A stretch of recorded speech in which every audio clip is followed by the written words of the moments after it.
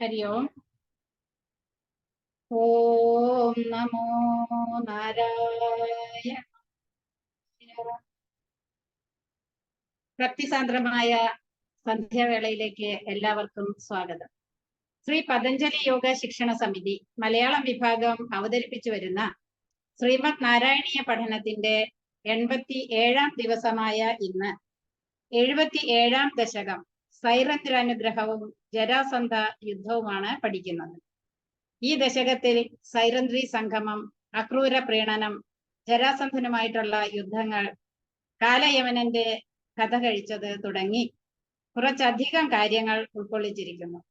അതുപോലെ പല വൃത്തങ്ങളിലായി രചിച്ചിരിക്കുന്ന 12 ശ്ലോകങ്ങളാണ് ഇതിലുള്ളത്. ഇന്നിവിടെ നമുക്ക് വേണ്ടി ധ്യാന ശ്ലോകം ചൊല്ലുന്നത് നമ്മുടെ സുനൈന അക്കയാണ്. ഹരി ഓം അക്ക. പദച്ഛേദം പറഞ്ഞ് ശ്ലോകങ്ങൾ ചൊല്ലിത്തരുന്നത് 1 മുതൽ 6 വരെ ശ്ലോകങ്ങൾ ഗിരിജ അക്കയും 7 മുതൽ 12 വരെ ശ്ലോകങ്ങൾ രമ അക്കയുമാണ്. ഹരി ഓം അക്ക. ശ്ലോകങ്ങൾ ആവർത്തിച്ചു ചൊല്ലുന്നത് 1 മുതൽ 4 വരെ ശ്ലോകങ്ങൾ രുക്മിണി അക്കയും 5, 6 ശ്ലോകങ്ങൾ ജയശ്രീ അക്കയും 7, 8, 9 ശ്ലോകങ്ങൾ ഉഷ ഹരീഷ് അക്കയുമാണ്. 10, 11, 12 ശ്ലോകങ്ങൾ ജയന്തൻ അണ്ണനുമാണ് ആവർത്തിച്ച് ചൊല്ലുന്നത്. എല്ലാവർക്കും ഹരി ഓം. ശേഷം 1 മുതൽ 6 വരെ ശ്ലോകങ്ങൾ അർത്ഥം പറഞ്ഞ് വിശദീകരിച്ചു തരുന്നത് ജയശ്രീ ശിവ അക്കയും 7 മുതൽ 12 വരെ ശ്ലോകങ്ങൾ വിശദീകരണത്തിന് പ്രീജിത അക്കയുമാണ് ഉള്ളത്. എല്ലാവർക്കും സ്നേഹപൂർവ്വം സ്വാഗതം ചെയ്യുന്നു. പഠിതാക്കളായ യോഗ ബന്ധുക്കൾക്കും സ്വാഗതം.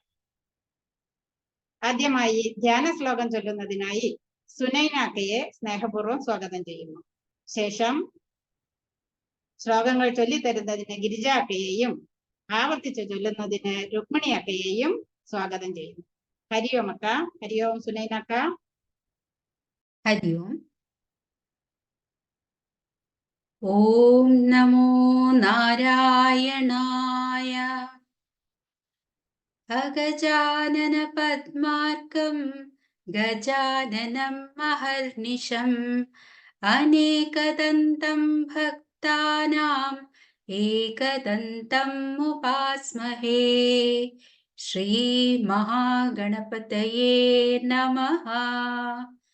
ഗുരവേ സർവലോകാനാം വിഷജേ ഭവരോഗിണാം നിധയേ സർവവിദ്യാനാം ശ്രീ ദക്ഷിണാമൂർത്തയേ നമഃ.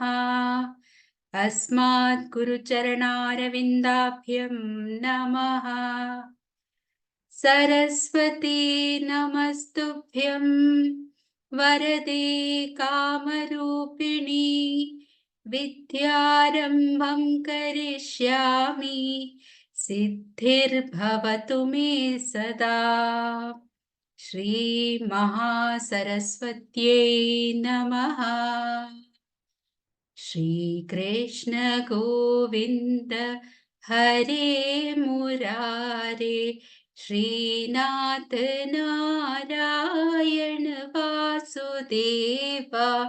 ശ്രീകൃഷ്ണ ഗോവിന്ദ ഹരേ മുരാരേ ഹേ നാഥ നാരായണ വാസുദേവ. ശ്രീകൃഷ്ണ ഗോവിന്ദ ഹരേ മുരാരേ ഹേ നാഥ നാരായണ വാസുദേവ. സർവത്ര ഗോവിന്ദനാമ സങ്കീർത്തനം. ഗോവിന്ദ ഗോവിന്ദ. ഹരി ഓം. ഹരി ഓം.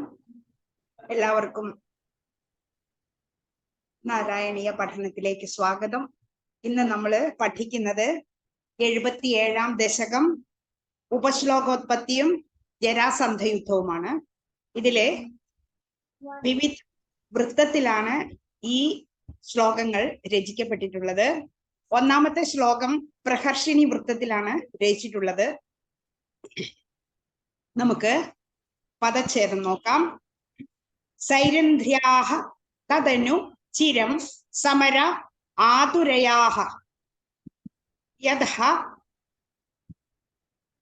അഭൂഹു സലളിതം ഉദ്ധവേന സാർത്ഥം ആവാസം ത്വദുപഗമോത്സവം ത്വത് ഉപഗമ ഉത്സവം സദാ ഏവ ധ്യായന്ത്യാഹ പ്രതിദിന വാസ സജ്ജികായാഹ. ശ്ലോകം പഠിക്കാം. സൈരന്ധ്ര്യാസ്തദനുചിരം സമരാതുരായ യാദോ ഭൂഃ സലളിതമുദ്ധവേന സാർദ്ധം. സൈരേന്ദ്ര്യാസ്തദനുചിരം സ്മരാതുരായാഃ യാദോ ഭൂസലളിതമുദ്ധവേന സാർദ്ധം.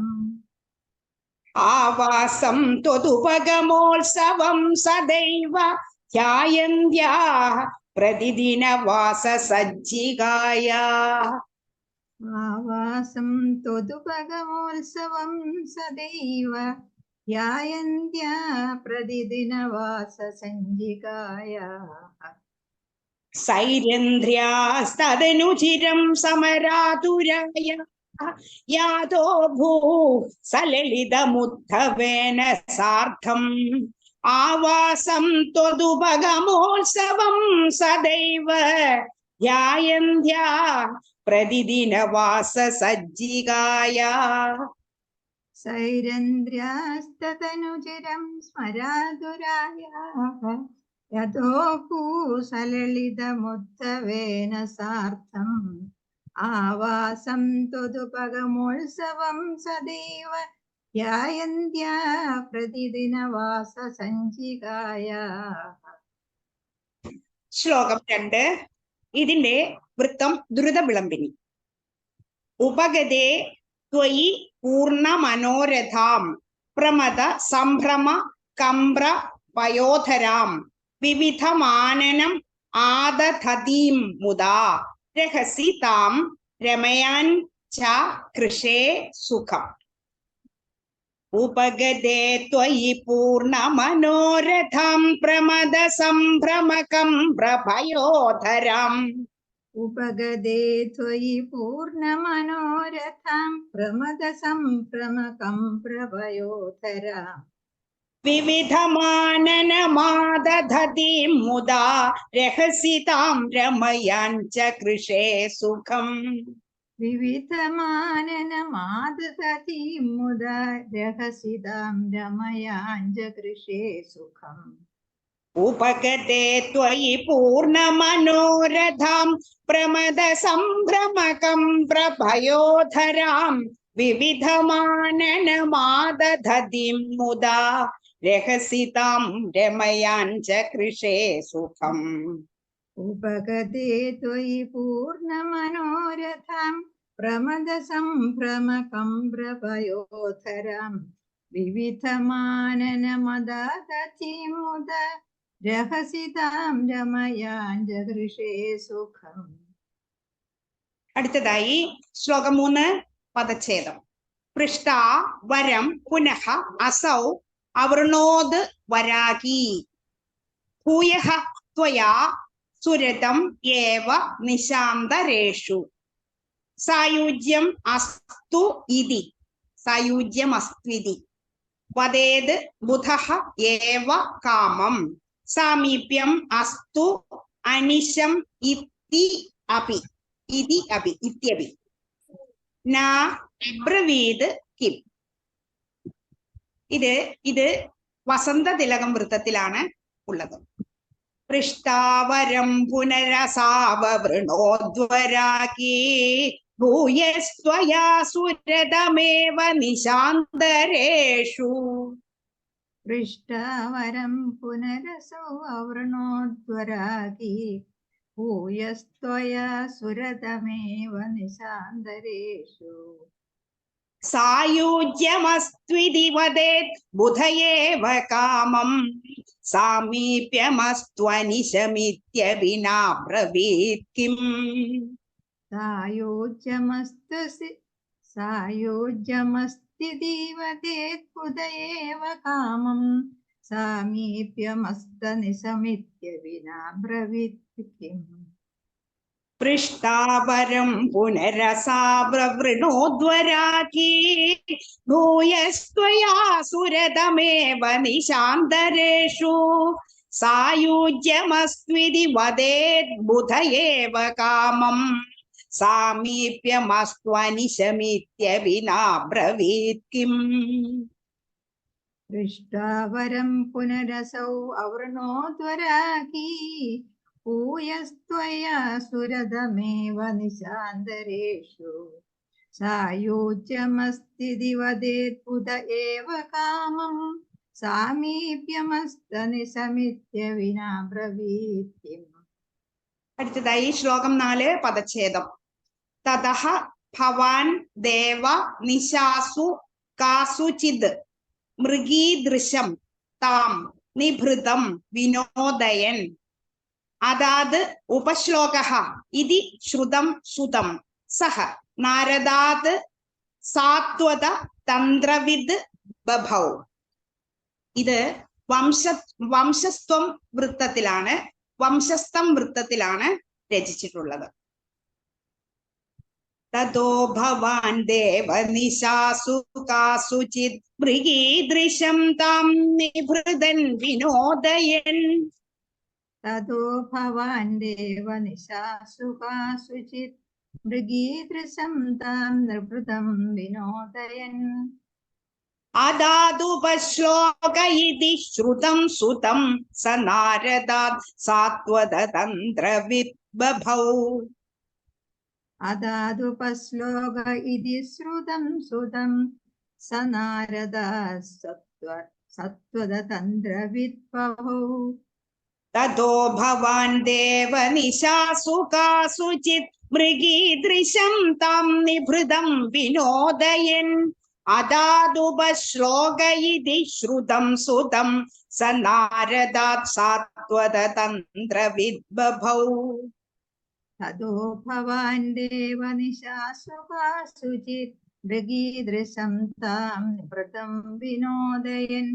അദാതുപശ്ലോക ഇതി ശ്രുതം സുതം സ നാരദാത് സത്വത തന്ത്രവിദ് ബഭൗ. ഹരി ഓം.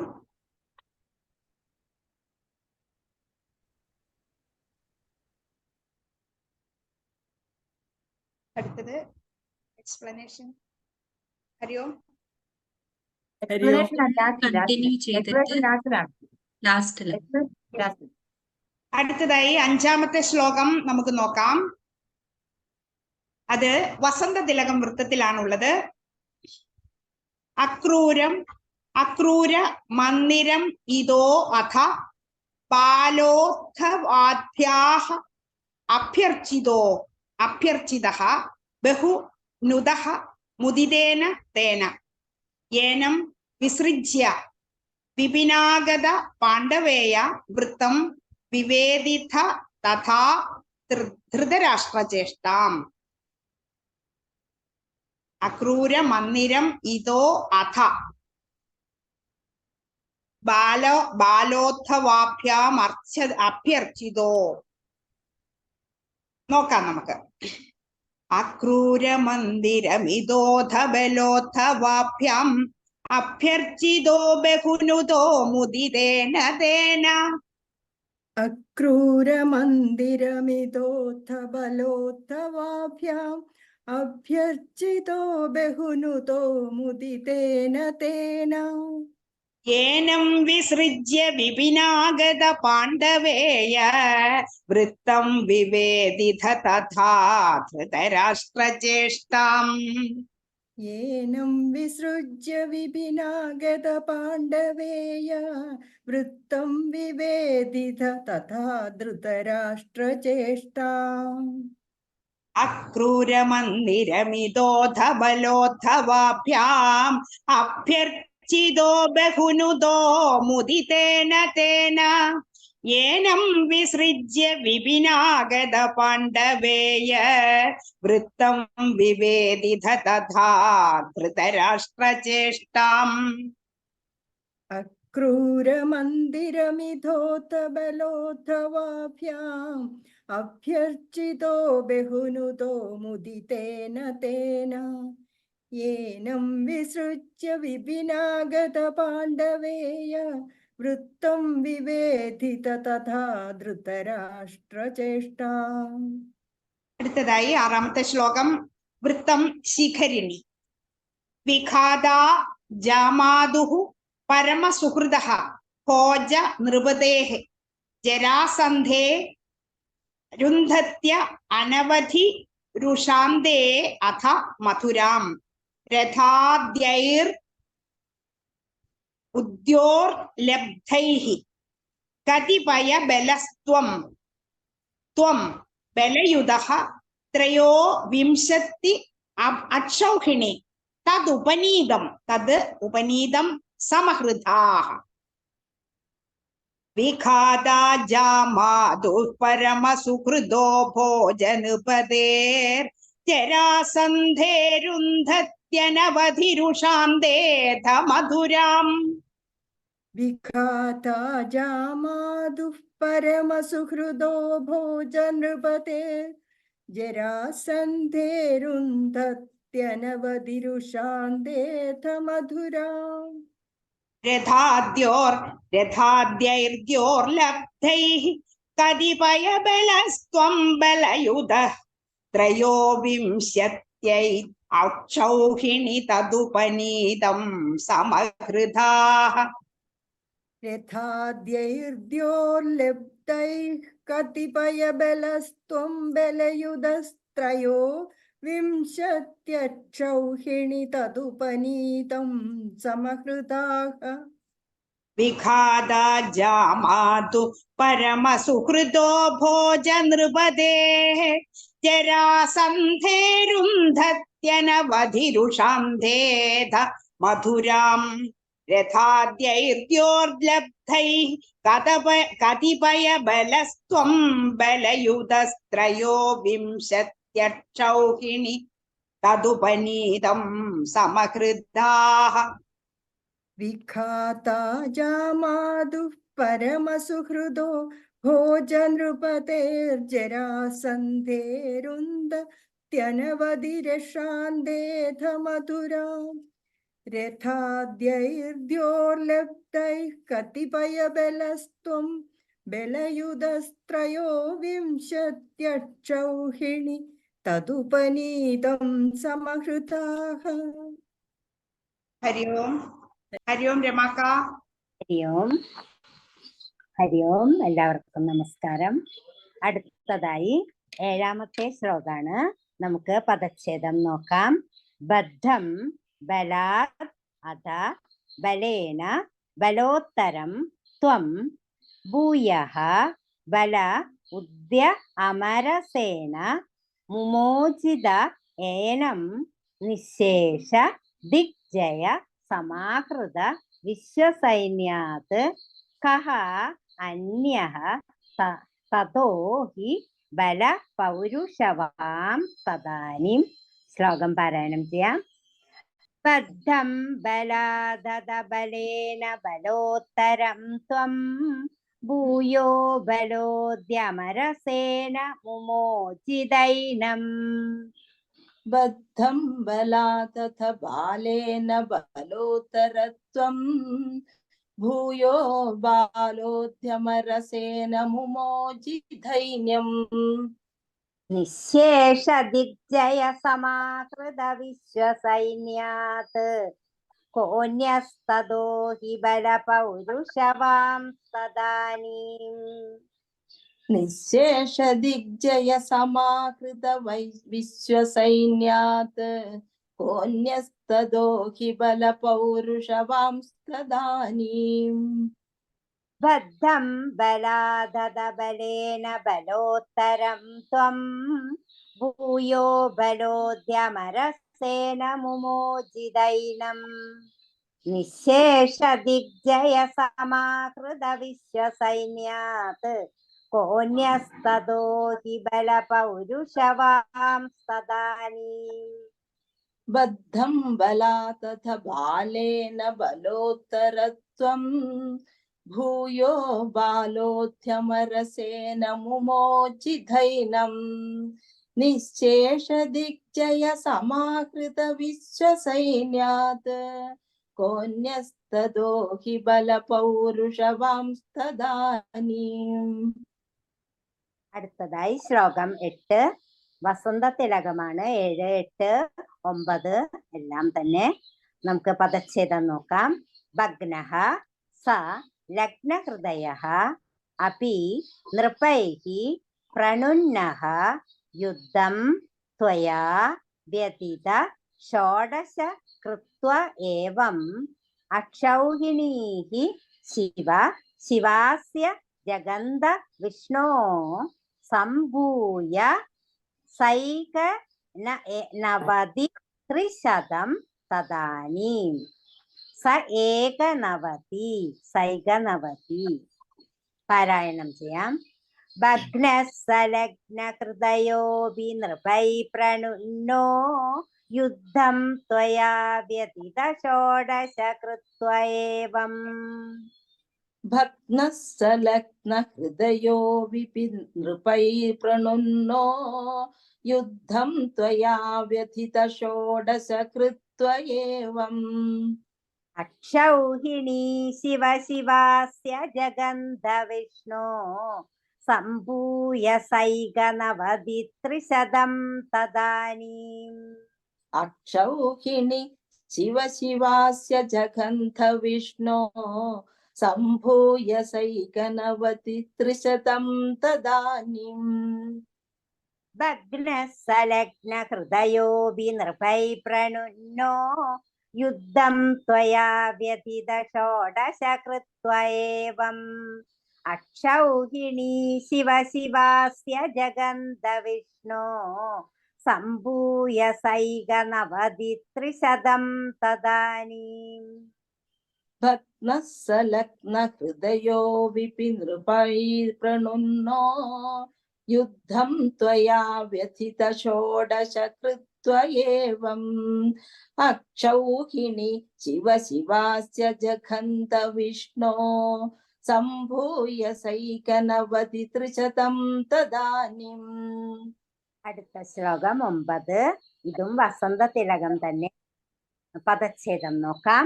അഷ്ടാദശ അസ്യ സമരേ സം ഉപേയുഷി ത്വം ദൃഷ്ട്വാ പുരഃ അദ യവനം യവനത്രികോഢ്യ ത്വഷ്ട്രാ വിദാപ്യ പുരം ആശു പയോധി മധ്യേ തത്ര അദ യോഗബലത സ്വജനാൻ ഐഷി.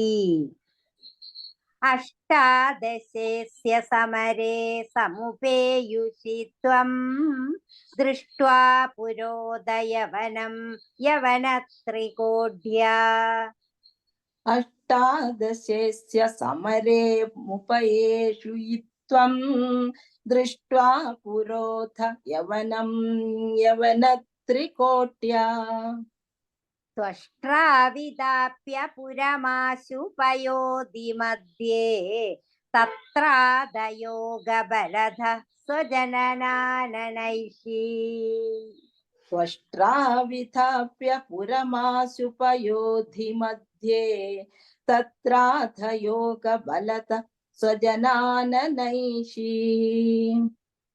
അഷ്ടാദശേസ്യ സമരേ സമുപേയുഷി ത്വം ദൃഷ്ട്വാ പുരോദയവനം യവനത്രികോഢ്യ. ത്വഷ്ട്രാ വിദാപ്യ പുരമാശു പയോധി മധ്യേ തത്രാദയോഗബലത സ്വജനാനനൈഷി. അഷ്ടാദശസ്യ സമരേ സമുപേയുഷി ത്വം ദൃഷ്ട്വാ പുരോധ യവനം യവനത്രികോട്യ. ത്വഷ്ട്രാ വിധാപ്യ പുരമാശു പയോധി മധ്യേ തത്രാധ യോഗബലത സ്വജനാനനൈഷി. അടുത്തത് ശ്ലോകം 10. ഇത് ശ്രഗ്ധര വൃത്തത്തിലാണ്. പദച്ഛേദം നോക്കാം. പദ്ഭ്യാം ത്വം പത്മമാലീ ചകിത ഇവ പുരാത് നിർഗതഃ धावमानः म्लेच्छ ईशेन अनुयातः वद सुकृत विहीनेन शैले न्यलैषी सुप्तेन अङ्ग्र्याहतेन द्रुतम् अथ मुचुकुन्देन भस्मीकृते अस्मिन् भूपायाः अस्मै गुहा अन्तः सुललितवपुषा तस्तिषे भक्तिभाजे पारायणं ചെയ്യാം पद्भ्यां त्वं पद्ममाली चकितैव पुरात् निर्गतो धावमानो म्लेच्छेशेनानुयातो वद सुकृतविहीनेन शैले न्यलैषीः पद्भ्यां त्वं पद्ममाली चकित इव पुरा निर्गतो धावमानो म्लेच्छेशेनानुयातो वद सुकृतविहीनेन शैले न्यलैषीः सुप्तेनाङ्ग्र्याहतेन द्रुतमदमुचुकुन्देन भस्मीकृतेऽस्मिन् भूपायास्मै गुहान्त सुललितवपुषा तस्तिषे भक्तिभाजे सुप्तेनाङ्ग्र्याहतेन द्रुतमथमुजुकुन्देन भस्मीकृतेऽस्मिन् भूपायास्मै गुहान्त सुललितवपुषा तस्तिषे भक्तिभाजे पद्भ्यां त्वं पद्ममाली चकित इव पुरात् निर्गतो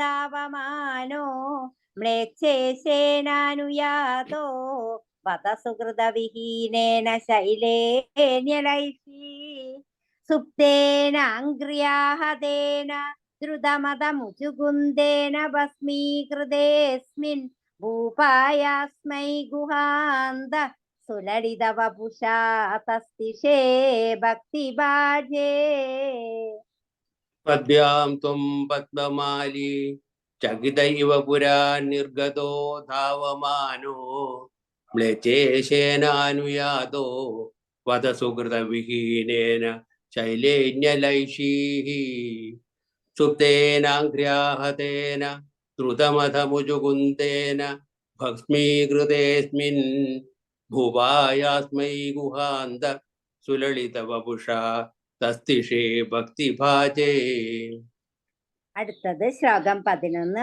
ഇതും സ്രഗ്ധര വൃത്തത്തിലാണ്. നമുക്ക് ആദ്യം പദച്ഛേദം നോക്കാം.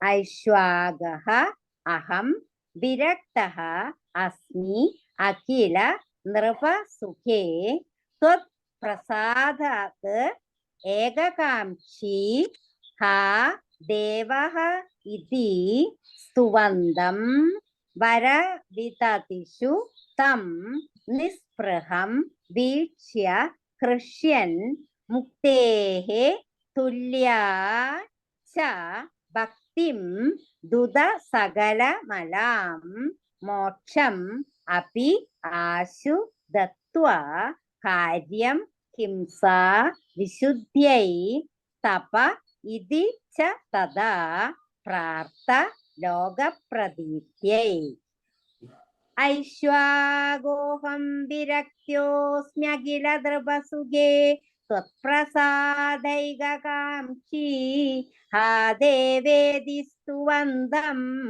വരവിദതിഷു തം നിസ്പൃഹം വീക്ഷ്യ ഹൃഷ്യൻ ऐक्ष्वागोऽहं विरक्तोऽस्मखिल नृपसुखे त्वत्प्रसादैककाङ्क्षी आदेवेति स्तुवन्तं वरविददिषु तं निःस्पृहं वीक्ष्य हृष्यन् മുക്തേ തുല്യാഞ്ച ഭക്തിം ദുധ സകലമലാം മോക്ഷമപ്യാശു ദത്വാ കാര്യം ഹിംസാ വിശുദ്ധ്യൈ തപ ഇതി ച തദാ പ്രാർത്ഥ ലോകപ്രദീപ്ത്यै मुक्ते तुल्यां च भक्तिं तुद सकलमलां मोक्षमप्याशु दत्त्वा കാര്യം ഹിംസാ വിശുദ്ധ്യൈ തപൈതി ച തഥാ പ്രാർത്ഥലോകപ്രതീത്യൈ. ഐശ്വാഗോഹം വിരക്തോസ്മ്യഖില നൃപസുഖേ ത്വത്പ്രസാദൈകകാംക്ഷി ഹാ ദേവേതി സ്തുവന്തം വരവിദതിഷുതം നിസ്പൃഹം വീക്ഷ്യ ഹൃഷ്യൻ മുക്തേ തുല്യാഞ്ച ഭക്തിം ദുത സകലമലാം മോക്ഷമപ്യാശു ദത്വാ കാര്യം ഹിംസാ വിശുദ്ധ്യൈ തപൈതി ച തഥാ പ്രാർത്ഥലോകപ്രതീത്യൈ. ഐശ്വാഗോഹം വിരക്തോസ്മഖിലതൃപസുഖേ ത്വത്പ്രസാദൈകകാംക്ഷി ആദേവേതി സ്തുവന്തം വരവിദതിഷുതം നിസ്പൃഹം വീക്ഷ്യ ഹൃഷ്യൻ മുക്തേ തുല്യാം ച ഭക്തിം തുത സകലമലാം മോക്ഷമപ്യാശു ദത്വാ കാര്യം ഹിംസാ വിശുദ്ധ്യൈ തപൈതി ച തഥാ പ്രാർത്ഥലോകപ്രതീത്യൈ. ശ്ലോകം 12 വസന്തതിലകം വൃത്തമാണ്. നമുക്ക് പദച്ഛേദം നോക്കാം. തദനു മധുരാം ഗത്വാ ഹത്വാ ച അമും യവന ആഹൃതാം മഗധപതിന മാർഗേ സൈന്യഃ പുരാ ഇവ നിവാരിതഃ ചരമവിജയം ദർപ്പായ അസ്മൈ പ്രദായ പലായിതഃ ജലതി നഗരീം യാതഃ വാതാലയേശ്വര പാഹി മാം. തദനു മധുരാം ഗത്വാ ഹത്വാ ച മും യവനാകൃതാം മഗധപതിനാ മാർഗേ സൈന്യ പുരേവ നിവാരിതഃ. തദനു മധുരാം ഗത്വാ ഹത്വാ ച മൂം യവനാകൃതാം മഗധപതിനാ മാർഗേ സൈന്യപുരേവ നിവാരിതഃ. ചരമവിജയം ദർപ്പായ അസ്മൈ പ്രദായ പലായിതോ ജലതി നഗരീം യാതോ വാതാലയേശ്വര പാഹി മാം. ചരമവിജയം ദർപ്പായാസ്മൈ പ്രദായ പലായിതോ ജലധി നഗരീം യാതോ വാതാലയേശ്വര പാഹി മാം. തദനു മധുരാം ഗത്വാ ഹത്വാ ച മും യവനാകൃതാം മഗധപതിനാ മാർഗേ സൈന്യ പുരേവ നിവാരിതഃ ചരമവിജയം ദർപ്പായ അസ്മൈ പ്രദായ പലായിതഃ ജലധി നഗരീം യാതോ വാതാലയേശ്വര പാഹി മാം.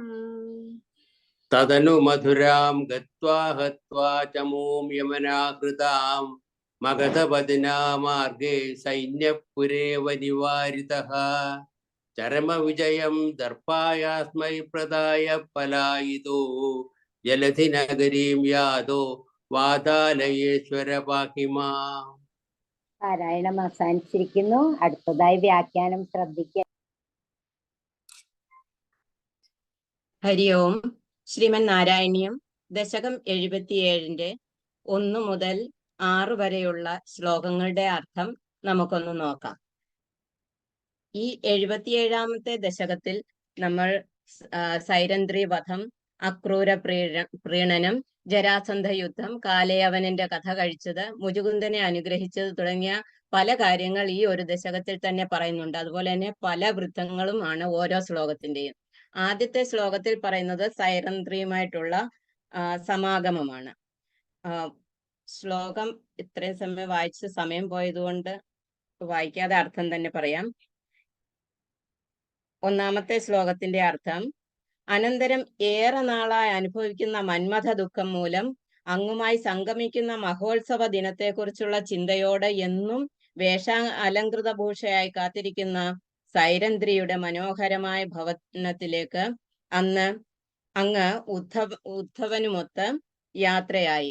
കുറച്ചുകൂടി ലളിതമായിട്ട് പറയുമ്പോൾ ആദ്യത്തെ ആ ശ്ലോകത്തിൽ സൈരന്ധ്രിയുമായിട്ടുള്ള സമാഗമം, ഭഗവാന്റെ സമാഗമത്തെ പറ്റിയാണ് പറയുന്നത്. ഗോകുലത്തിൽ നിന്ന് ഉദ്ധവർ മടങ്ങി വന്നതിന് ശേഷം വളരെ കാലമായിട്ട് കാമദേവനാൽ പീഡിപ്പിക്കപ്പെടുന്ന കാമാതുരയായിട്ടുള്ള ആ സൈരന്ധ്രി എല്ലാ ദിവസവും ഭഗവാനെ അങ്ങ് ഗൃഹത്തിൽ എത്തുക എന്ന് കാത്തിരുന്ന് പ്രാർത്ഥിച്ചുകൊണ്ടിരുന്നു. അങ്ങനെ ഭഗവാൻ എത്തിച്ചേരുന്ന ആ ഉത്സവത്തെ ധ്യാനിച്ചിരിക്കുന്ന സൈരന്ധ്രി എല്ലാ ദിവസവും ഒരു മണിയറ ഒരുക്കി ഭഗവാന് കിടക്കുന്നതിനായും അവൾ അണിഞ്ഞൊരുങ്ങിയും ഇങ്ങനെ ഭഗവാനെ കാത്തിരുന്നു. ആ സൈരന്ധ്രിയുടെ വാസസ്ഥലത്തേക്ക് ഉദ്ധവരെയും കൂട്ടി ഭഗവാൻ ഒരു ദിവസം എത്തിച്ചേർന്നു. അപ്പോൾ ആ ഒരു സന്തോഷ അനുഭവമാണ് രണ്ടാമത്തെ ശ്ലോകത്തിൽ പറയുന്നത്. രണ്ടാമത്തെ ശ്ലോകത്തിന്റെ വൃത്തം ദ്രുത വിളംബിതം ആണ്. അതിന്റെ അർത്ഥം നമുക്കൊന്ന് നോക്കാം. അങ്ങയുടെ ആഗമനം മൂലം അഭിലാഷങ്ങൾ മുഴുവൻ നിറവേറി എന്ന സന്തോഷത്താലും സംഭ്രമത്താലും വിറകൊള്ളുന്ന സ്ഥലങ്ങളോടുകൂടി പലവിധം പൂജാ സൽക്കാരങ്ങൾ ചെയ്ത ആ കുബ്ജയെ അങ്ങ് ഏകാന്തതയിൽ വെച്ച് സന്തോഷത്തോടും സുഖത്തോടും കൂടി രമിപ്പിച്ചു എന്ന് പറയാം. കുറച്ചുകൂടി ലളിതമായിട്ട് നമ്മൾ ചിന്തിച്ചു നോക്കുമ്പോൾ കാത്തുകാത്തിരുന്ന് ഭഗവാൻ തന്റെ ഗൃഹത്തിൽ എത്തിയപ്പോൾ സൈരന്ധ്രിക്ക് ഉണ്ടായ ആ ഒരു സന്തോഷം കൊണ്ട് എന്ത് ചെയ്യണമെന്നറിയാതെ സംഭ്രമചിത്തയായിട്ട് എന്തൊക്കെ ചെയ്ത് സൽക്കരിക്കണം എന്നാഗ്രഹിച്ചിരുന്നുവോ അതൊക്കെ ചെയ്ത് ഭഗവാനെ സൽക്കരിച്ചു. അവളുടെ സൽക്കാരത്തിലും പെരുമാറ്റത്തിലും ആകൃഷ്ടനായിട്ട് അവളുടെ ആഗ്രഹം സാധിച്ചു കൊടുക്കുക എന്ന ഉദ്ദേശത്തോടെ ഭഗവാൻ അവളെ മണിയറയിലേക്ക് കൊണ്ടുപോയി അവളെ സന്തോഷിപ്പിച്ചു, രമിപ്പിച്ചു എന്നാണ് രണ്ടാമത്തെ ശ്ലോകത്തിന്റെ അർത്ഥം. മൂന്നാമത്തെ ശ്ലോകത്തിന്റെ അർത്ഥം നമുക്കൊന്ന് നോക്കാം. അത് സന്തോഷിപ്പിച്ചതിന് ശേഷം ഭഗവാൻ എന്ത് വരമാണ് നീ അഭിലഷിക്കുന്നത് എന്ന് ഭഗവാൻ ചോദിച്ചപ്പോൾ ബുദ്ധിശൂന്യയായ അവൾ എല്ലാ രാത്രികളിലും അങ്ങയോടൊത്ത് രതിക്രീഡ ചെയ്യാനുള്ള വരം യാചിച്ചു. ജ്ഞാനികളാണെങ്കിൽ അങ്ങയുടെ സായുജ്യം സിദ്ധിക്കട്ടെ എന്ന വരമാണ് യാചിക്കുന്നത്. കുബ്ജ അങ്ങനെയല്ല, രാത്രികളിൽ മാത്രമല്ല എല്ലായ്പ്പോഴും അങ്ങയുടെ സാമീപ്യം ഉണ്ടാകണമെന്ന് എന്തുകൊണ്ട് ആവശ്യപ്പെട്ടില്ല എന്ന് നമ്മുടെ ഭട്ടതിരിപ്പാട് പറയുകയാണ്. ഭട്ടതിരിപ്പാടിന്റെ അഭിപ്രായത്തിൽ ബുദ്ധിശൂന്യയാണ് സൈരന്ധ്രി എന്ന് പറയുന്നത്. എന്തുകൊണ്ടെന്നാൽ ഭഗവാൻ പിറ്റേ ദിവസം പോവാൻ സമയമായപ്പോൾ എന്ത് വരമാണ് നിനക്ക് വേണ്ടത് എന്ന് ചോദിച്ചപ്പോൾ ആ ഭാഗ്യഹീനയായിട്ടുള്ള അവൾ ഭക്തിയോ മുക്തിയോ അല്ലെങ്കിൽ ഭഗവാന്റെ സാമീപ്യം എപ്പോഴും വേണമെന്നോ ഒന്നും അല്ല ആവശ്യപ്പെട്ടത്. അത് അവളുടെ ബുദ്ധിശൂന്യത കൊണ്ടാണ് എന്നാണ് ഭട്ടതിരിപ്പാടിന്റെ അഭിപ്രായം. അവൾ പറഞ്ഞത് ഇനി വരുന്ന എല്ലാ രാത്രികളിലും അങ്ങയുമായിട്ട് ഉള്ള ആ സംഭോഗത്തെ മാത്രം, ആ സുഖം മാത്രം മതി എന്നാണ് ആവൃണോദ് ആവശ്യപ്പെട്ടത്. ബുധ ഏവ ജ്ഞാനി ആണെങ്കിൽ, ഒരു ജ്ഞാനി ബുദ്ധിയുള്ള ഒരാളാണെങ്കിൽ അങ്ങനെയല്ല ചോദിക്കുന്നത്, അദ്ദേഹത്തിൽ നിന്നും സായുജ്യം ഉണ്ടാകട്ടെ എന്ന് പറയുകയുള്ളൂ. പക്ഷെ അതുകൊണ്ടാണ് മേൽപ്പത്തൂർ ഭട്ടതിരിപ്പാട് ഇവിടെ പറയുന്നത് മുക്തി ഭക്തി ഒന്നും ചോദിക്കാനുള്ള ഒരു അറിവ് അല്ലെങ്കിൽ ഒരു വിവേകം ആ സ്ത്രീക്ക് ഉണ്ടായില്ല. അപ്പോ അവർ ചോദിച്ചത് എല്ലാ രാത്രികളിലുമുള്ള ഒരു സുഖം മാത്രമാണ് ചോദിച്ചത്. ഇനി നാലാമത്തെ ശ്ലോകത്തിന്റെ അർത്ഥം നമുക്കൊന്ന് നോക്കാം. ഹേ ഭഗവാനെ, അങ്ങ് ചില രാത്രികളിൽ അതിസുന്ദരിയായ അവളെ വിനോദിപ്പിച്ചുകൊണ്ട് രമിച്ചു ജീവിച്ചു. അങ്ങ് അവളിൽ ഉപശ്ലോകൻ എന്ന പേരിൽ കീർത്തിമാനായ ഒരു പുത്രനെ ജനിപ്പിച്ചു. ആ ഉപശ്ലോകൻ ശ്രീനാരദനിൽ നിന്ന് സാത്വത തന്ത്രം അഭ്യസിച്ചു പരിലസിച്ചു. ഇവിടെ നാലാമത്തെ ശ്ലോകത്തിൽ ഭഗവാൻ അവിടെ നിന്ന് മൃഗത്തിന് മാൻപേട കണ്ണുള്ള ആ സുന്ദരിയായ സൈരന്ധ്രിയെ ആവോളം രസിപ്പിച്ചതിന് ശേഷം ആ ബന്ധത്തിൽ ഉപശ്ലോകൻ എന്ന ഒരു മകൻ അദ്ദേഹത്തിന് ഉണ്ടായി എന്നും ആ ഉപശ്ലോകൻ നാരദനിൽ നിന്നും സാത്വത ശാസ്ത്രം പഠിച്ച് പരമയോഗ്യനായി തീരുകയും ചെയ്തു എന്നാണ് പറയുന്നത്. സാത്വത ശാസ്ത്രം എന്ന് പറഞ്ഞാൽ ഭഗവാൻ ശാണ്ഡില്യ മഹർഷിക്ക് 5 രാത്രി കൊണ്ട് പഠിപ്പിച്ചു കൊടുത്ത തന്ത്രവിദ്യയാണ് എന്നും അതുകൊണ്ട് ഈ വിദ്യയെ പാഞ്ചരാത്രം എന്നും പറയുന്നു. ഇത് പക്ഷേ താന്ത്രിക ക്രിയകൾക്ക് മാത്രമായിട്ട് ഉപയോഗിക്കുന്നതാണ്. അടുത്തതായിട്ട് 5-ാമത്തെ ശ്ലോകത്തിൽ നമുക്ക് അക്രൂരനോട് ഭഗവാൻ അക്രൂര പ്രീണനത്തെ പറ്റിയാണ് പറയുന്നത്. ബലരാമനോടും ഉദ്ധവനോടും കൂടി അങ്ങ് പിന്നീട് ഭക്ത ശിരോമണിയായ അക്രൂരന്റെ ഭവനത്തിലെത്തുകയും അക്രൂരൻ അങ്ങയെ വളരെയേറെ സ്തുതിക്കുകയും ചെയ്തു. അങ്ങ് അവനെ അയച്ച വനത്തിൽ നിന്ന് എത്തിയ പാണ്ഡവന്മാരുടെ വൃത്താന്തവും അതുപോലെ തന്നെ കൗരവ പിതാവായ ധൃതരാഷ്ട്രരുടെ പ്രവർത്തനങ്ങളെ പറ്റിയും ചോദിച്ചു മനസ്സിലാക്കി എന്നാണ് പറയുന്നത്. കുറച്ചുകൂടി ലളിതമായിട്ട് നമ്മൾ പറയുമ്പം ഉദ്ധവരോട് കൂടി അക്രൂരന്റെ വീട്ടിലേക്ക് പോയിട്ട് അത്യന്തം സന്തുഷ്ടനായിട്ട് അക്രൂരനാൽ അങ്ങ് വേണ്ടവിധം സൽക്കരിക്കപ്പെടുകയും ചെയ്തു. അപ്പോ ബഹുനുത വളരെയധികം സ്തുതിക്കപ്പെട്ടു. അക്രൂരൻ അവിടെ വെച്ച് ഭഗവാനെ വളരെയധികം സ്തുതികൾ പാടി പുകഴ്ത്തി. അപ്പോൾ ഈ അക്രൂരനെ ഹസ്തിനപുരിയിലേക്ക് ഭഗവാൻ പറഞ്ഞയച്ചു. എന്നിട്ട് കാട്ടിൽ നിന്ന് തിരിച്ചു വന്ന പാണ്ഡുപുത്രന്മാരുടെ വൃത്തങ്ങൾ എന്തൊക്കെയാണ്, അവിടുത്തെ വിവേദിതകൾ എന്ന് വെച്ചാൽ അവിടുത്തെ വിശേഷങ്ങൾ എന്തൊക്കെയാണെന്ന് ചോദിച്ചു മനസ്സിലാക്കി. അതുപോലെ തന്നെ ധൃതരാഷ്ട്രരുടെ പാണ്ഡവരോടുള്ള പെരുമാറ്റം എങ്ങനെയുണ്ട് എന്നും പറഞ്ഞു മനസ്സിലാക്കി. ചോദിച്ചു മനസ്സിലാക്കി. 6-ാമത്തെ ശ്ലോകത്തിന്റെ അർത്ഥം ജരാസന്ധ യുദ്ധമാണ് ഇവിടെ പറയുന്നത്. ജരാസന്ധൻ എന്ന് പറയുമ്പോൾ കംസരാജാവിന്റെ പത്നിമാര് 2 പേരും ജരാസന്ധ രാജാവിന്റെ മക്കളായിരുന്നു. അവർ മക്കളുടെ ഭർത്താവെന്നുള്ള രീതിയിലും അതുപോലെ തന്നെ കംസരാജാവ് അദ്ദേഹത്തിന്റെ ഏറ്റവും അടുത്ത ഒരു സുഹൃത്തു കൂടിയായിരുന്നു. ആ സുഹൃത്തിനെ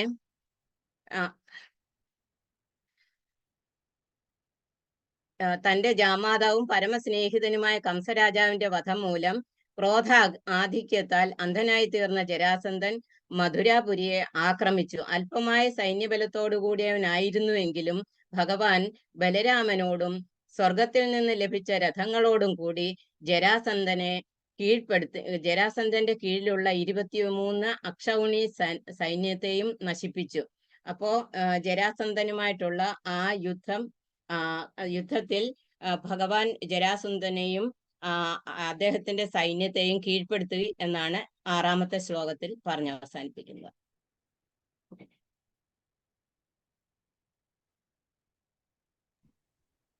ഹരിയോ.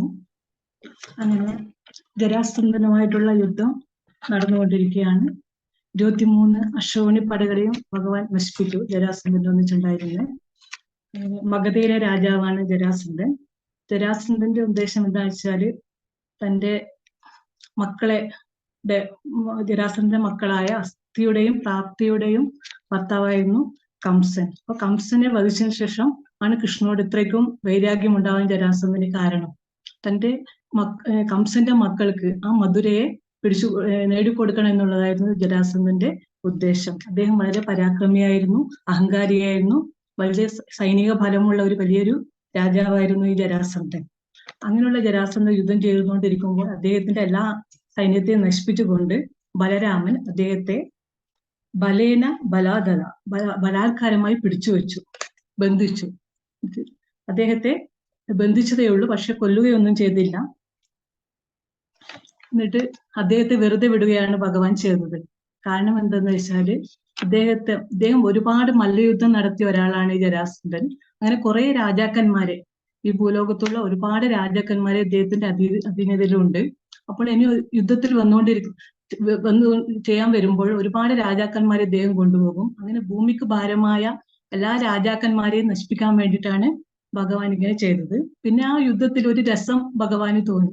അദ്ദേഹം ഒരു തവണ യുദ്ധത്തിന് വരുമ്പോഴും യുദ്ധം ചെയ്യുക, തോൽപ്പിക്കുക, സൈന്യത്തെ നശിപ്പിക്കുക, ഇയാളെ ബലാത്കാരമായി പിടിച്ചു വെക്കുക, തോൽപ്പിക്കുക, അതൊരു രസമാക്കി എടുക്കുകയാണ് ഭഗവാൻ ഇവിടെ ചെയ്തത്. എന്നുവെച്ചാൽ ഇപ്പോൾ ഭഗവാന് ഗോപികമാരോ പുല്ലാങ്കുര വായനയൊന്നും തന്നെ ഇല്ല. അപ്പോൾ ഒരു അടിപിടി, ഒരു 16-17 വയസ്സാണ് ഭഗവാന്. അപ്പോൾ ഒരു യുദ്ധവും അടിപിടി അതൊക്കെ ഒരു രസമായിട്ടാണ് ഇപ്പോൾ ഭഗവാൻ കണ്ടിരിക്കുന്നത്. അതുകൊണ്ടാണ് ഇങ്ങനെ ചെയ്തത്. 8-ാമത്തെ ശ്ലോകം. ഭഗ്നഹ, അങ്ങനെ പരാജിതനായ, ലഗ്നഹൃദയ, ലജ്ജിതനായ, നിരാശനായ, ആ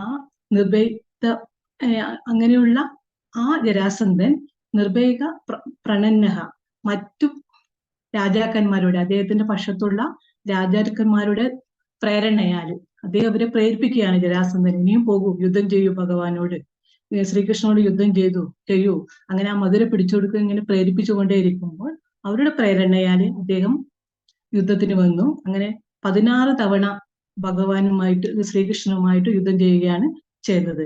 അപ്പോഴേക്കും 391 അശ്വനി പടകളെ നശിപ്പിച്ചു. 391 അശ്വനി പട എന്ന് പറയുന്ന വലിയൊരു പട തന്നെയാണ്. മഹാഭാരത യുദ്ധത്തിലും കൂടി 18 അശ്വനി പടകളെ ഉണ്ടായിരുന്നുള്ളൂ. അപ്പോൾ ആ സൈനിക ബലം നമ്മൊന്നും ശ്രദ്ധിക്കണം ജരാസന്ധന്റെ. അങ്ങനെ അതുകൊണ്ടാണ് ഇവിടെ ഭഗവാൻ മേൽപ്പത്തൂർ പറയുകയാണ്, ശിവ ആശ്ചര്യം, ഇതൊരു ആശ്ചര്യമാണ് ഇത് നേരത്തതിൽ പറയുകയാണ്. അങ്ങനെ 16 പ്രാവശ്യവും ഇദ്ദേഹത്തെ തോൽപ്പിച്ചു, വെറുതെ വിട്ടു. അപ്പോൾ 17ാമത്തെ പ്രാവശ്യം വീണ്ടും വരുന്നപ്പോൾ ബലരാമൻ പറയുകയാണ് കൃഷ്ണനോട്, വേണ്ട കണ്ണ, നമുക്ക് വേണ്ട, ഈ യുദ്ധം കൊണ്ട് വളരെ സമാധാനം നശിച്ചിരിക്കുകയാണ് ഇവിടെ, എന്തിനാണ് ഇങ്ങനെ യുദ്ധം ചെയ്തുകൊണ്ടിരിക്കുന്നത്, അദ്ദേഹത്തെ ഒന്ന് കൊന്നുകൂടെ?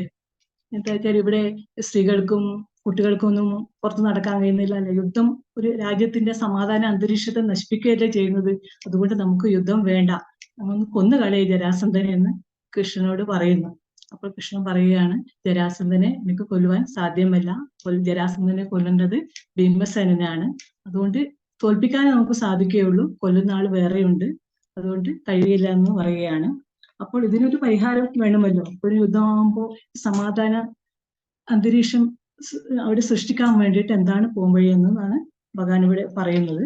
9ാമത്തെ ശ്ലോകത്തില് വീണ്ടും 18ാമതും യുദ്ധത്തിന് വന്നു ജരാസന്ധൻ. അപ്പോൾ വേറൊരു രാജാവിനെയും കൂട്ടിയിട്ടാണ് അദ്ദേഹം വന്നത്. ജരാസന്ധൻ കാലയവൻ എന്ന് പറയുന്ന വേറൊരു രാജാവിനെ, അദ്ദേഹം ദർഗ മഹർഷിയുടെ പുത്രനാണ്, ജ്യോതിശാസ്ത്രജ്ഞനാണ് ഈ കാലയവൻ. പിന്നെ അദ്ദേഹത്തിന് ഒരു വരം, ശിവന്റെ അടുത്ത് നിന്ന് ഒരു വരവും കിട്ടിയിട്ടുണ്ട് ഈ കാലയവന്. എന്തെന്ന് വെച്ചാല് ആയുധം കൊണ്ടോ അല്ലെങ്കിൽ രാജാക്കന്മാർക്ക് തന്നെ കൊല്ലുവാൻ സാധിക്കുകയില്ല എന്നുള്ള ആ വരം. ആ രാജാവിനെ, ആ കാലയവനെയും കൂട്ടിയിട്ടാണ് ഇപ്രാവശ്യത്തെ ജരാസന്ധന്റെ വരവ്. അപ്പോൾ യവൻ മൈത്രി കോട്യ 3 കോടി യവന സൈന്യവുമായിട്ടാണ് ഈ കാലയവൻ അവിടേക്ക് വന്നത്, മധുരയിലേക്ക് വന്നത്. അപ്പോൾ ഈ കാലയവനെ ജരാസന്ധന്റെ ഒന്നിച്ച് പറഞ്ഞയച്ചത് നാരദ മഹർഷിയാണ്. ഇതിന് പിന്നിലൊരു ലക്ഷ്യവും ഉണ്ടാകും അല്ലെ. കാലയവന്റെ അടുത്ത് പോയിട്ട് നാരദ മഹർഷി പറയുകയാണ്, മധുര ഭരിക്കുന്നത് ശ്രീകൃഷ്ണനാണ്, പക്ഷെ അദ്ദേഹം വളരെ ഒരു ചെറിയ പ്രായക്കാരനാണ്, ചെറുപ്പക്കാരനാണ്, 17 വയസ്സ് മാത്രമേ പ്രായമുള്ളൂ, അതുകൊണ്ട് അദ്ദേഹത്തിന് നിഷ്പ്രയാസം നമുക്ക് തോൽപ്പിക്കാൻ പറ്റും. അങ്ങനെ ഒരുപാട് രാജ്യങ്ങൾ ഇപ്പോൾ കാലയവൻ പിടിച്ചെടുക്കിയിട്ടുണ്ട്, അതിന്റെ കൂട്ടത്തിൽ മധുരയും പിടിച്ചെടുക്കാം. അപ്പോൾ ജരാസന്ധൻ ഇപ്പോൾ യുദ്ധം ചെയ്യാൻ പോയിരിക്കുകയാണ് അങ്ങോട്ട്, അപ്പൊ ജരാസന്ധനെയും തോൽപ്പിക്കാം, അങ്ങനെ മഗധയും നിങ്ങൾക്ക് കിട്ടും, അങ്ങനെ 2 നല്ല വലിയ രാജ്യങ്ങൾ നിങ്ങളുടെ അധീനയാകും, അതുകൊണ്ട് അങ്ങോട്ടേക്ക് പോയിക്കോളും എന്നാണ് പറയുന്നത്. അങ്ങനെ കാലയവൻ, അതുകൊണ്ടാണ് കാലയവനും ജരാസന്ധന്റെ കൂടെ വരുന്നത്. അങ്ങനെ വന്നിട്ട് യുദ്ധം ചെയ്യുമ്പോൾ ഭഗവാൻ ഒരു പേടി അഭിനയിച്ചു കൊണ്ടിരിക്കുകയാണ്. പേടി അഭിനയിച്ചിട്ട് പയോധി മധ്യേ, കടലിന്റെ മധ്യത്തില് ഒരു വലിയൊരു നഗരം വിശ്വകർമാവിനെ കൊണ്ടിട്ട് അവിടെ ഉണ്ടാക്കാൻ വേണ്ടി പറഞ്ഞു. അതിനു മുമ്പ് അവിടെ ഒരു നഗരം ഉണ്ടായിരുന്നു മുമ്പ്, ഈ കടൽ സമുദ്രത്തില് രേവത രാജാവിന്റെ ഒരു ദ്വീപായിരുന്നു അത്, കുശകൽക്കി എന്നായിരുന്നു അതിന്റെ പേര്. അത് സമുദ്രത്തിലേക്ക് അടിയിലേക്ക് താണുപോയതാണ്. അതിന് വീണ്ടും തന്റെ യോഗബലത്താൽ മുകളിലേക്ക് ഉയർത്തിയിട്ട് അവിടെ ദ്വാരക എന്ന് പറയുന്ന ഒരു മണിമന്ദിരം, എല്ലാ സൗകര്യങ്ങളും കൂടിയ ഒരു മണിമന്ദിരം അദ്ദേഹം കൃഷ്ണൻ പണി കഴിപ്പിച്ചു. അങ്ങനെ ദ്വാരകാവാസികളെ മുഴുവനും എല്ലാവരോടും പറഞ്ഞു അവിടേക്ക് പാലായനം ചെയ്യാൻ വേണ്ടി, അവിടെ എല്ലാവരും സാധനങ്ങളെല്ലാം എടുത്തുകൊണ്ട് അവിടത്തേക്ക് അവരെ താമസം മാറ്റി, അവരെ സുരക്ഷിതരാക്കി. അങ്ങനെ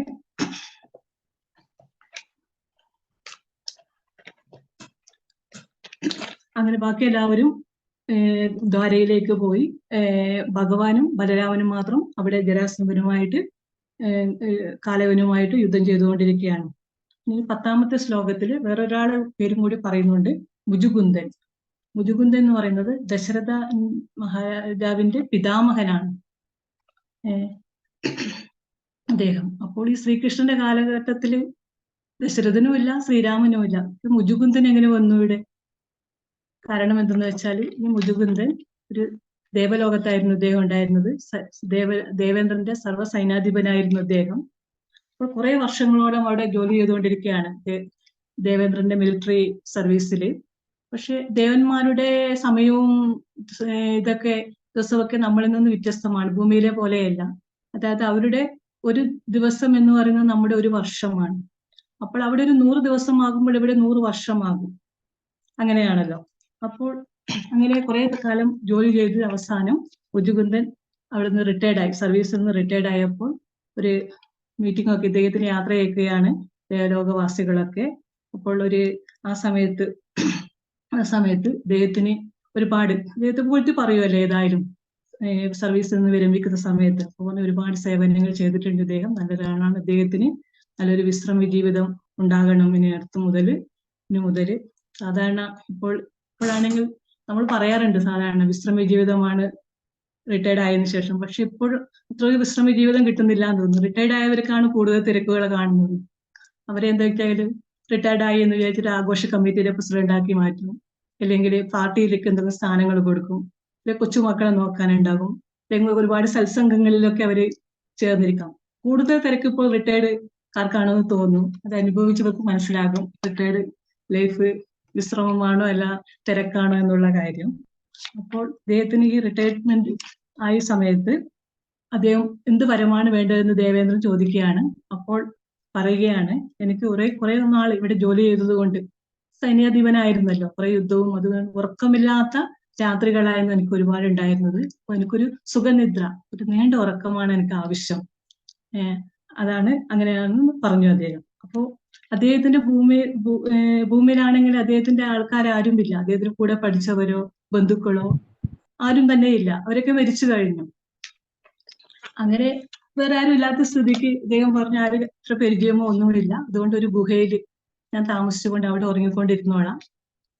അങ്ങനെ ആ വരം കൊടുത്തു. അതുപോലെ തന്നെ ആ ഉറക്കത്തിൽ നിന്ന് ആരെങ്കിലും ഇദ്ദേഹത്തെ എഴുന്നേൽപ്പിച്ചു കഴിഞ്ഞാൽ അവർ അപ്പോൾ തന്നെ മുജുകുന്ദനല്ല, അദ്ദേഹത്തെ എഴുന്നേൽപ്പിച്ച ആള് അപ്പോൾ തന്നെ ഇയാൾ നോക്കിയാൽ തന്നെ അപ്പോൾ തന്നെ ഭസ്മമായി തീരുകയും ചെയ്യുമെന്നുള്ള വരവും കൊടുത്തു.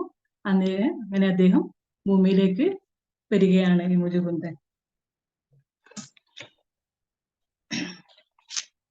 അങ്ങനെ അപ്പോൾ അങ്ങനെ വന്നിട്ട് മുജുകുന്ദൻ ഇവിടെ ഭൂമിയിലുണ്ട്. ഇപ്പോൾ ഈ സമയത്താണ് ജരാസന്ധനും കാലേവനും തമ്മില് മധുര ആക്രമിക്കുന്നത്. അപ്പോൾ ഭഗവാൻ ഒരു ഭീരുവിനെ പോലെ, ഒരു പത്മമാല അണിഞ്ഞ് താമരമാല അണിഞ്ഞിട്ട് ഭീരുവിനെ പോലെ അഭിനയിച്ചുകൊണ്ട് അവിടെ നിന്നിങ്ങനെ ഓടിപ്പോവുകയാണ്. ജരാസന്ധന്റെ സൈന്യവുമുണ്ട്, കാലയവന്റെ സൈന്യവുമുണ്ട്. രണ്ടാളും തമ്മിൽ ഭയങ്കര പോരാട്ടം നടക്കുന്ന സമയത്ത് ഭഗവാൻ ആ മധുരാപുരിയിൽ നിന്ന് ഇങ്ങനെ ഒളിച്ചോടി പോവുകയാണ് പേടിച്ചിട്ട്. എന്താ വെച്ചാൽ ഇവിടെ മെൽബത്തൂർ പറയുകയാണ്, വധസുഹൃത വിഹീനന്, ഭഗവാന്റെ തൃക്കൈയാൽ മരിക്കാനുള്ള ഒരു സുഹൃതം കാലയവന് ഇല്ലാത്തത് കൊണ്ടാണ് ഭഗവാൻ അങ്ങനെ ഓടിപ്പോകുന്നത് എന്നാണ് ഇവിടെ മെൽബത്തൂർ പറയുന്നത്. അങ്ങനെ ഓടിപ്പോയ ഭഗവാൻ ഒരു പർവ്വതത്തിന്റെ അടുത്തെത്തിയപ്പോൾ ഭഗവാനെ കാണാനില്ല. അവിടെ ഇങ്ങനെ മറിഞ്ഞിരിക്കുകയാണ് ഭഗവാൻ ചെയ്തത്. അങ്ങനെ കാലയവൻ കൂടെ ഓടുകയാണ് ഭഗവാന്റെ കൂടെ, എവിടെയാണെന്ന് അറിഞ്ഞാൻ വേണ്ടിയിട്ട്.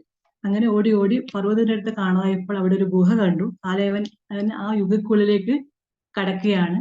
അപ്പോൾ ആ ഗുഹയ്ക്കകത്താണ് മുജുകുന്ദൻ കിടന്നിട്ടുള്ളത്, ഉറങ്ങിയിട്ടുള്ളത്. അപ്പോൾ അതിനകത്ത് പോയപ്പോൾ കാലിൽ എന്തോ തട്ടി. അപ്പൊ മനസ്സിലായി കൃഷ്ണനാണ് ഇവിടെ കിടക്കുന്നത്. അങ്ങനെ കാലുകൊണ്ട്, തന്റെ അഗ്രി കൊണ്ട് അദ്ദേഹത്തെ, ഉറങ്ങിക്കിടക്കുന്ന അദ്ദേഹത്തെ ചവിട്ടുമ്പോൾ ഇദ്ദേഹം പെട്ടെന്ന് എഴുന്നേൽക്കുന്നു. മുജുകുന്ദൻ ഉറക്കത്തിൽ നിന്നും. അദ്ദേഹത്തിന് ഒരു വരമുണ്ടല്ലോ, അത് നോക്കിക്കഴിഞ്ഞാൽ അവര് ഭസ്മമാവുമെന്ന്. അങ്ങനെ കാലയവനെ നോക്കുകയും കാലയവൻ ഭസ്മമാവുകയും ചെയ്യുന്നു. അങ്ങനെ ആയുധം കൊണ്ടോ രാജാക്കന്മാർക്കോ മരിക്കാൻ കഴിയാത്ത ആ വരം കിട്ടിയത് കൊണ്ട് ഇദ്ദേഹത്തിന്റെ ആ നോട്ടത്തിൽ കാലയവൻ ഭസ്മമാവുകയാണ് ചെയ്യുന്നത്. അപ്പോൾ അതിന്റെ അകത്ത് പരിസരത്ത് ശ്രീകൃഷ്ണൻ മറിഞ്ഞിട്ട് നിൽക്കുന്നുണ്ട്. അങ്ങനെ ഭഗവാൻ ഇതിന്റെ അടുത്തേക്ക് മുജുകുന്ദന്റെ അടുത്തേക്ക് വന്നു. കാലയവൻ ഭസ്മമായിട്ട് കിടക്കുന്നുണ്ട്. അപ്പോൾ ഭഗവാനെ കാണുമ്പോൾ മുജുകുന്ദന് മനസ്സിലായി നാളാണെന്നല്ല. ശ്രീകൃഷ്ണനെ കണ്ടപ്പോൾ മനസ്സിലായി. കാരണം ദേവലോകത്ത് പല ഫംഗ്ഷൻ നടക്കുമ്പോൾ ശ്രീകൃഷ്ണൻ അവിടെ പോകുന്നുണ്ടാകും അല്ലെ. അപ്പോൾ ആ മിലിറ്ററിയിലാണല്ലോ അദ്ദേഹം ജോലി ചെയ്യുന്നത്. സല്യൂട്ടെല്ലാം അടിക്കുന്നുണ്ടാവും ഭഗവാനെ. അപ്പോൾ കണ്ടുപരിചയമുണ്ട്, അങ്ങോട്ടും ഇങ്ങോട്ടും രണ്ടുപേർക്കും കണ്ടുപരിചയമുണ്ട്. അങ്ങനെ അദ്ദേഹത്തിന് ഒരു വരം കൊടുക്കുകയാണ്. അപ്പോൾ അദ്ദേഹത്തെ സുലളിത വപുഷ, നല്ല തന്റെ ആ ചതുർബാഹു ആ രൂപത്തെ, ശംഖചക്ര ഗദാശംഖ അണിഞ്ഞ ആ മനോഹരമായ രൂപത്തെ കാണിക്കുകയാണ് ചെയ്യുന്നത്. 11ാമത്തെ ശ്ലോകത്തില് മുജുകുന്ദന് അനുഗ്രഹം കൊടുക്കുന്നതാണ് പറയുന്നത്. മുജുകുന്ദൻ പറയുകയാണ്, ഞാൻ ഇഷാഖു വംശത്തിലെ രാജാവാണ്.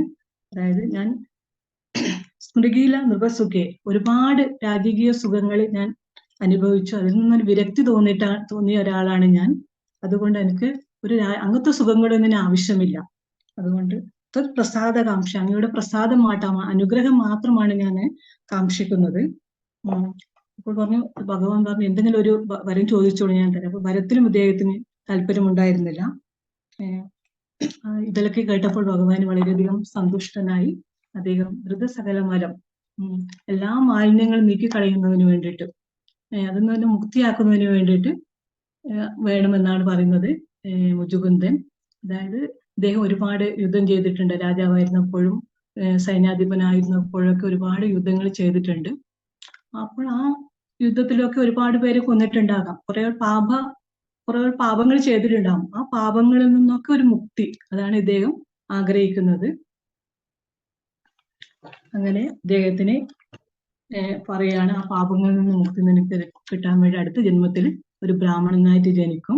അങ്ങനെ സുഹൃതങ്ങൾ ചെയ്യുക, അതിന് അങ്ങനെ സുദൃഢമായ ഭക്തിയിലൂടെ മുക്തി കിട്ടും. ആ മുക്തിയിലൂടെ മോക്ഷവും കിട്ടട്ടെ എന്ന് ഭഗവാൻ പറയുന്നു.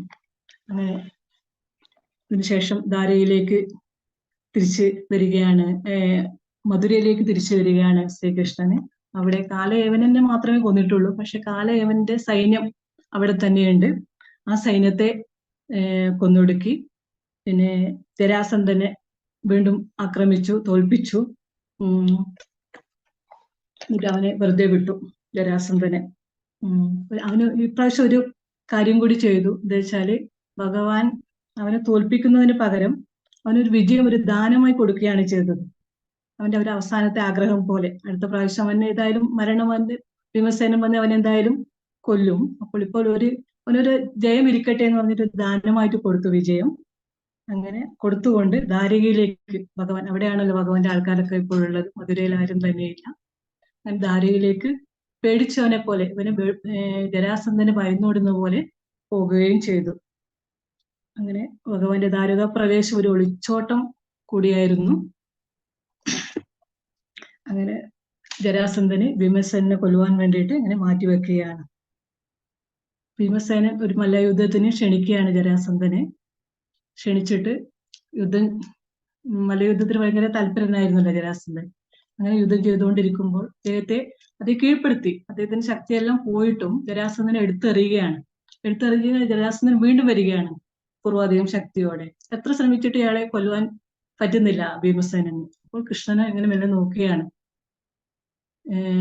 ഭീമസേനൻ. അപ്പോൾ കൃഷ്ണൻ എന്ത് ചെയ്തു, ഒരു വെറ്റില എടുത്തിട്ട് രണ്ടായിട്ട് ഇങ്ങനെ കീറിയിട്ട് ഇങ്ങോട്ടേക്ക് എറിഞ്ഞു. അതുപോലെ ചെയ്തു. ഇദ്ദേഹത്തിന് കാല് പിടിച്ചിട്ട് തല കുത്തിയിട്ട് കാല് ഇങ്ങനെ നിലർത്തി പിടിക്കുകയാണ് ചെയ്തത്. കാലുകൾ രണ്ടും പിളർന്നിട്ട് ഒരു സൈഡോട്ടും മറ്റേ സൈഡോട്ടും ഇങ്ങനെ എറിഞ്ഞപ്പോൾ അത് വീണ്ടും കൂടിച്ചേരുന്നു.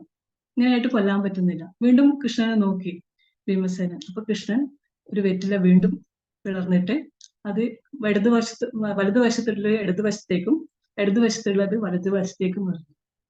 അങ്ങനെ വീണ്ടും അങ്ങനെ ജരാസന്ധനെ അങ്ങനെ പിളർന്ന് അങ്ങനെ ഓപ്പോസിറ്റ് സൈഡിലേക്ക് എറിഞ്ഞപ്പോൾ അദ്ദേഹം മരിക്കുകയും ചെയ്തു. അങ്ങനെ ഈ അധ്യായത്തിൽ സൈരേന്ദ്രയ്ക്കുള്ള കാമ പ്രാപ്തി കൊടുത്തു. സൈരേന്ദ്രയ്ക്ക് ജരാസന്ധ യുദ്ധം, ദ്വാരയിലേക്കുള്ള പ്രവേശം, കാലയവനന്റെ വധം, മുജുകുന്ദന്റെ മോക്ഷം എന്നിവയാണ് പറഞ്ഞിരിക്കുന്നത്. ഇതിവിടെ പൂർണ്ണമായിരിക്കുന്നു. ഹരി ഓം. കായേന വാചാ മനസേന്ദ്രിയൈർവാ ബുദ്ധ്യാത്മനാ വാ പ്രകൃതിർസ്വഭാവാത് കരോമി യദ്യത് സകലം പരസ്മൈ നാരായണായേതി സമർപ്പയാമി. സർവം നാരായണായേതി സമർപ്പയാമി. ഓം സർവം ശ്രീനാരായണായേതി സമർപ്പയാമി.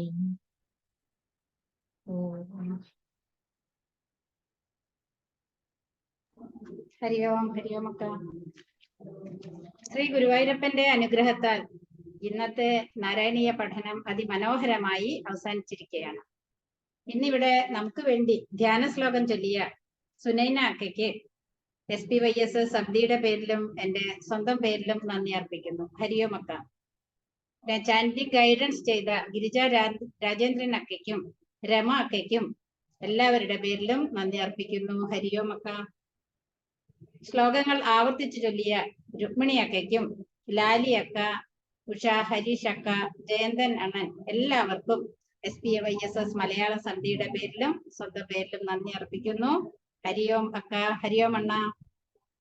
1 മുതൽ 6 വരെ ശ്ലോകങ്ങൾ അതിമനോഹരമായി വിശദീകരിച്ച ജയശ്രീ ശിവ അക്കയ്ക്കും 7 മുതൽ 12 വരെ ശ്ലോകങ്ങൾ ഭംഗിയായി വിശദീകരിച്ചു തന്ന പ്രീജിത അക്കയ്ക്കും എല്ലാവരുടെ പേരിലും നന്ദി അർപ്പിക്കുന്നു. നന്ദി, നമസ്കാരം. ശ്രീമദ് നാരായണീയ പഠനം നാം ഏവരിലേക്കും എത്തിക്കുന്നതിന് അഹോരാത്രം പ്രവർത്തിച്ചു കൊണ്ടിരിക്കുന്ന നമ്മുടെ പ്രിയങ്കരിയായ ഇന്ദിര അക്കയ്ക്കും സമിതിയുടെ പേരിലും സ്വന്തം പേരിലും നന്ദി അറിയിക്കുന്നു. ഹരിയോം അക്ക. ഇതിനെല്ലാം പ്ലാറ്റ്ഫോം ഒരുക്കി തരുന്ന SPYSSന്റെ സാരഥികളായ ഗോപണ്ണൻ, ജിൽജാക്ക തുടങ്ങിയ എല്ലാവർക്കും പ്രത്യേകം നന്ദി. പിന്നെ ഈ പരിപാടികളുടെ എല്ലാം റെക്കോർഡിംഗ്, എഡിറ്റിംഗ്, യൂട്യൂബ് അപ്ലോഡ് ചെയ്യൽ ഇവയെല്ലാം ചെയ്യുന്ന നമ്മുടെ സുനൈനാക്കയ്ക്കും എല്ലാവരുടെ പേരിലും നന്ദി അറിയിക്കുന്നു. ഹരിയോം അക്ക. പിന്നെ ആങ്കറിങ്ങിന് എനിക്ക് ഇന്ന് അവസരം തന്ന ഇതിന്റെ ഭാരവാഹികൾക്ക് സ്നേഹപൂർവ്വം നന്ദി അറിയിക്കുന്നു. ഹരിയോം അക്ക. ഹരിയോം. നമുക്ക് ലോക കല്യാണ മന്ത്രം ചൊല്ലാം. നിവർന്നിരിക്കാം. കൈകൾ നമസ്കാര സ്ഥിതി. കണ്ണുകൾ മൃദുവായി അടയ്ക്കാം.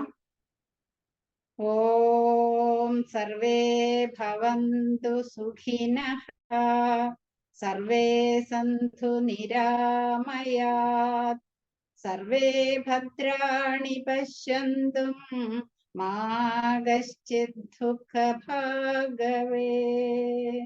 ഓം ശാന്തി ശാന്തി ശാന്തി. ഹരി ഓം.